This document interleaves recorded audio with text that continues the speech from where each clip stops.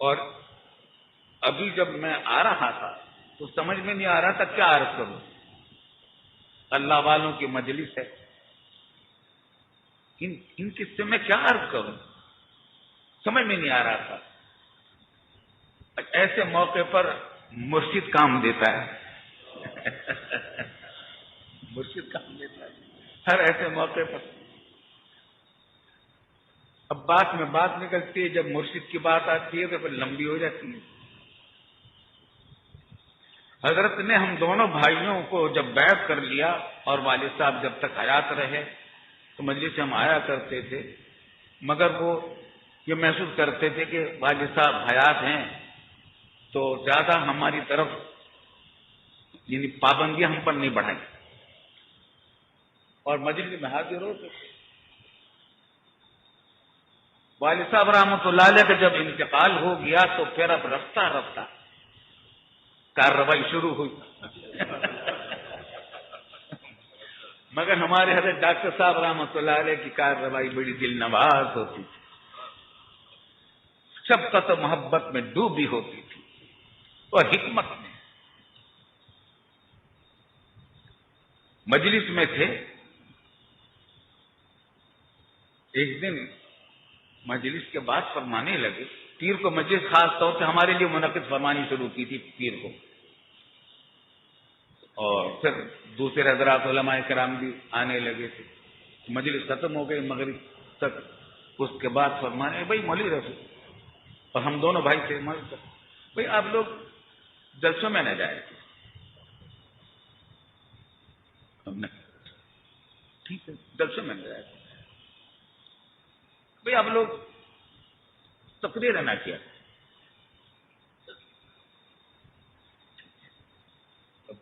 بولنے کا تو کوئی موقع ہی نہیں تھا. بھائی یہ جلسے ولسے ہوتے رہتے ہیں، ان میں نہیں جایا کرے. بس اتنی بات ہوئی، مجلس برخاست ہو گئی، چلے گئے.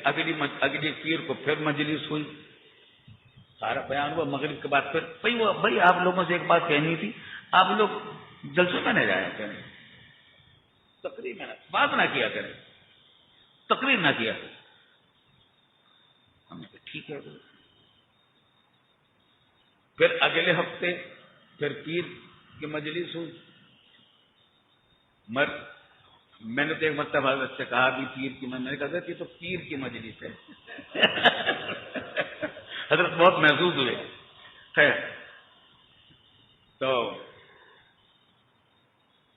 پھر مجلس میں بھائی وہ آپ جلسے میں بس دارالعلوم میں رہے ہیں، 4 دیواری سے نہیں. اب اس زمانے میں اخبارات میں اشتہارات چھپتے رہتے تھے، فلاں جگہ بیان ہوگا، سیرت طیبہ کا جلسہ ہے، بیان ہوگا، ہم لوگوں کے تقریروں کے بیانات خبریں چھپتی رہتی تھی. اب لوگ آتے گئے، ہم نے کہا بھائی ہمیں تو ہمیں شیخ نے منع کر دیا کہ ہم جا کر ان سے بات کر لیں گے. میں نے کہا ہمیں کچھ نہیں پتا، ہم نہیں کہتے آپ جائیں کے بات کریں، ہم نہیں جائیں گے. خیر پھر ریڈیو والے، کبھی کبھی ریڈیو پر تقریر ہوا کرتی تھی اس زمانے میں، ریڈیو والے آ گئے. ہم نے کہا کہ بھائی ہم تو اپنے شیخ سے پوچھ کر بتائیں گے. حضرت کی خدمت میں حاضر ہوئے کہ حضرت وہ ریڈیو والے آئے، بھائی ان کو بھی انکار کر دیں، نہ جایا کریں، ریڈیو پر بھی نہ جایا کریں. ہم نے کہا یہ ریڈیو والوں کو منع کر دیا. میں نے ایک مضمون لکھا، تصوف کا تعارف اس میں کروایا اور مسودہ میں نے حضرت کو اس کا ایک ایک لفظ سنایا، اور حضرت نے ہر پیراگراف پر بڑی داد دی، دعائیں دی. بھائی ماشاءاللہ بڑا اچھا لکھا، بھائی بڑا اچھا لکھا، بہت اچھا لکھا. خیر وہ میں نے رکھ لیا اپنے پاس. وہ البلاغ میں بھی قصوار چھپا. یہاں تک تو کوئی بات نہ ہوئی. ایک دن مفتی جمیل صاحب آ گئے. روزنامہ جنگ کا جو ایڈیشن نکلتا تھا نا، اسلامی صفحہ کا ایڈیشن ہوتا ہے، وہ آ جایا کرتے تھے. کبھی کبھی کوئی مسودہ ہو تو دے دیجیے اشاعت کے لیے. تو میرے پاس یہ رکھا ہوا تھا، شاید اس وقت تک البلاغ میں نہیں چھپا تھا. تو میں نے کہا کہ یہ لے لو. اس نے جا کر جنگ میں چھاپ دیا. حضرت کی نظر سے گزرا ہوگا تو حضرت نے فرمایا بھائی وہ آپ کا مضمون چھپا تھا جنگ میں. ہم نے کہا بھائی وہ کوئی خاص مضمون تو نہیں تھا.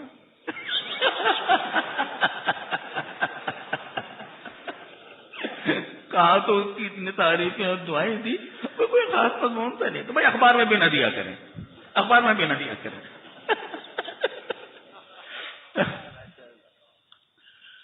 تو الحمدللہ 10 سال پابندی رہی, اب نے بالکل پابندی کی. الحمدللہ الحمدللہ الحمدللہ. اور سچی بات ہے کہ شیخ کی بات, پھر ایسا شیخ, ایسے جو حکیم الامت حضرت تھانوی رحمۃ اللہ علیہ کے فیض یافتہ ہوں, کیسی برکات اس میں ہوتی ہے. اب خیال آتا ہے کہ وہ جو 10 سال ہمیں مل گئے, اتنا فائدہ ہوا ہمیں اس سے, یکسوئی سے. ہمیں وہ زمانہ ہماری علمی کاموں میں محنت کرنے کا زمانہ تھا. مدرسے کے کاموں میں محنت کر کے, مطالعہ کر کے سبق پڑھانے اور مدرسے کے انتظام کو سنبھالنے کا زمانہ تھا. اگر ہم اسی طریقے سے جلسے میں جاتے رہتے, حضرت فرماتے تھے کہ بہت ضائع ہوتا رہے گا تمہارا,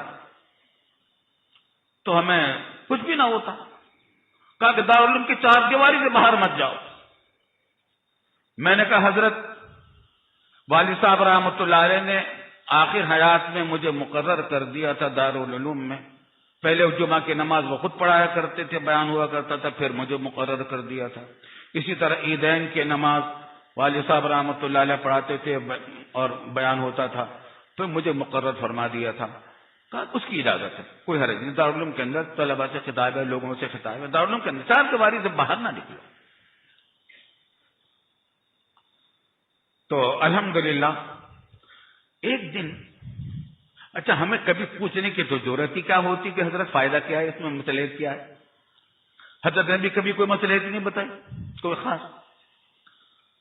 اور پابندی ہم نے الحمدللہ شروع کر دی. ایک دن مغرب کے بعد جب مجلس ختم ہو گئی تو ہم دونوں بھائیوں سے کہا ٹھہر جائیں.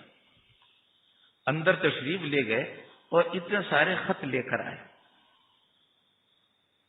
اور یہ سارے خط شیخ الحدیث حضرت مولانا محمد زکریا صاحب سہارنپوری رحمۃ اللہ علیہ, کاندھلگی رحمۃ اللہ علیہ کے تھے.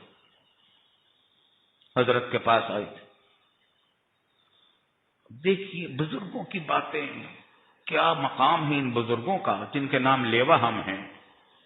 فرمایا کہ شیخ الحدیث صاحب کے یہ خط ہیں, یہ سارے خط آپ دونوں بھائیوں کے بارے میں.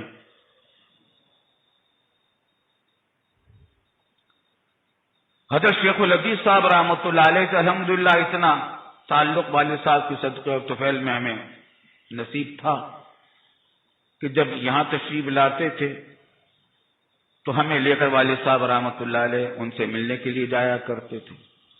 پھر وہ دارالعلوم ضرور تشریف لایا کرتے تھے والد صاحب کے پاس. اس وقت خدمت میں حاضری کا موقع ملتا تھا. روایت حدیث کی اجازت بھی حضرت نے عطا فرمائی تھی. اور دیوبند والد صاحب تشریف لے گئے, وہاں سہارنپور بھی گئے تو وہاں بھی میں الحمدللہ ساتھ تھا, تو حضرت کی خدمت میں میری حاضری ہوئی. تو اتنا تو تھا, لیکن ہمیں نہیں معلوم تھا کہ حضرت تو ہم سے اتنی محبت ہے. مدینہ طیبہ میں حضرت والد صاحب کی موجودگی میں 1-2 مرتبہ حاضری ماں ہوئی کہ سارے خط تم بھائیوں کے بارے میں ہیں, دونوں بھائیوں کے بارے میں, اور کہا کہ لو پڑھ لو.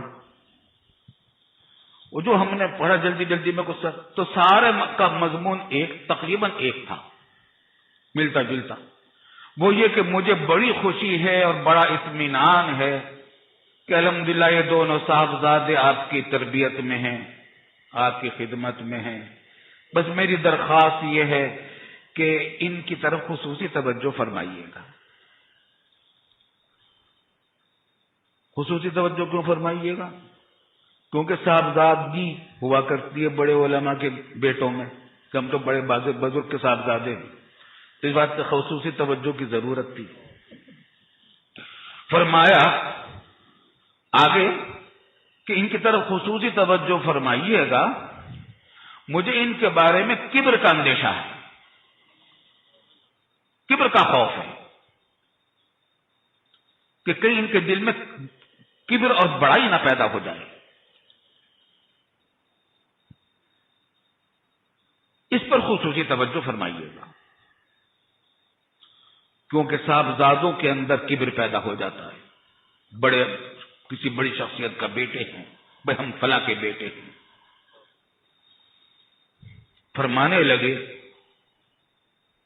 کہ میں نے آپ پر جو یہ پابندی لگائی ہے اس وجہ سے لگائی، ابھی آپ ناپختہ ہیں، ابھی آپ کو بلوغ نہیں ہوا۔ میری عمر 41واں سال تھا، 4 بچے تھے، دارالعلوم کا محتمم بنا رکھا تھا حضرت ہی نے، والد صاحب نے، پھر حضرت ڈاکٹر صاحب نے بنا رکھا تھا، اور دور حدیث کی کتابیں پڑھاتا تھا، تمام درس نظامی کی تقریباً ساری کتابیں پڑھا چکا تھا۔ فرمایا کہ ابھی آپ کو بلوغ نہیں ہوا۔ خدا نہ خواستہ، خدا نہ خواستہ، یہ سننے کی بات ہے، یاد رکھنے کی بات ہے۔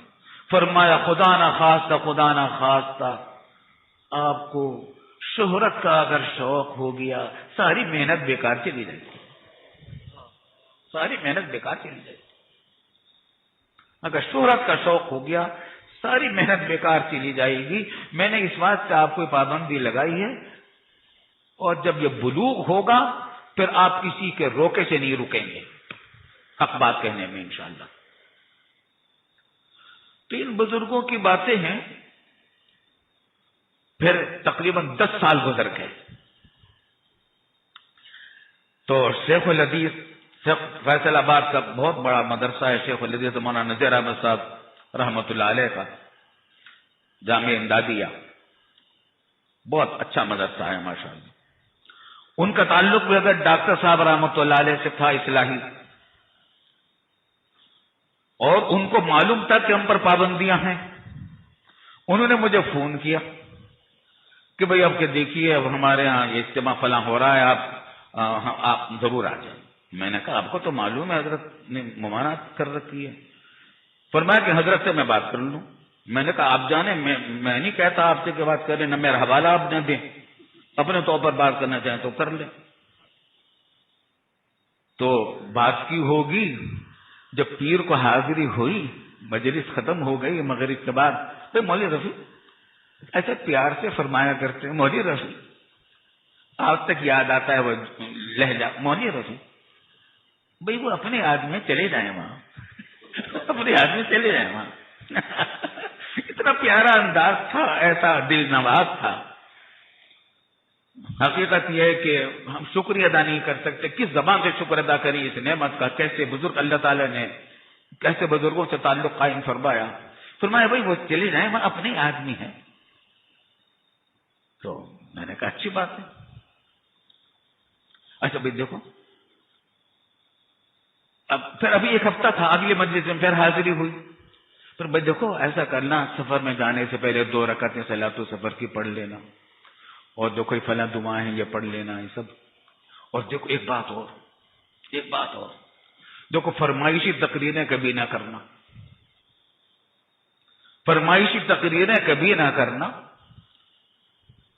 اور رسمی تقریریں بھی کبھی نہ کرنا۔ سوال پیدا ہوا پر کیا کرے؟ فرمائشی تقریریں کبھی نہ کرنا اور رسمی تقریریں کبھی نہ کرنا۔ تو خود ہی فرمایا جہاں جاؤ یہ دیکھو زخم کہاں ہے، وہاں مرہم لگاؤ، وہاں مرہم لگاؤ۔ یہ حکیمانہ باتیں ہیں۔ تو جب مجھے کہیں جانا ہوتا ہے بیان کے لیے تو یہ حضرت کی بات یاد آ جاتی ہے کہ فرمائشی تقریریں نہ کرنا، رسمی تقریریں نہ کرنا۔ کیا مطلب؟ موقع کے مناسب بات کرو جہاں اس کی ضرورت ہے۔ تو پھر میں حضرت ہی کا واسطہ دے کر اللہ تعالیٰ سے دعا کر لیتا ہوں، بلکہ واسطہ دے کر حضرت کا بھی اپنے، پھر دونوں حضرت مولانا مسیح اللہ خان صاحب سے پھر بیعت اللہ نے کرا دی تھی تو ان کا بھی، اور پھر حضرت تھانوی رحمۃ اللہ علیہ کا اور تمام بزرگان سلسلہ کا اور صحابہ کرام کا، پھر حضرت صلی اللہ علیہ وسلم کا واسطہ دے کر یہ دعا کرتا ہوں ہر الحمدللہ ہر تقریر سے پہلے۔ آج بھی یہ دعا کی کہ اللہ ایسی بات کہلوا دیجئے جو اس موقع کے لیے مناسب ہو، اور خاص اپنی رضا کے ساتھ کہلوا دیجئے، مجھے اور سننے والوں کو فائدہ عطا فرما دیجئے۔ تو بھائی یہ دعا کر کے تو آیا ہوں، خدا کرے کچھ کام کی باتیں ہو گئی ہوں اور کچھ مزید ہو جائیں۔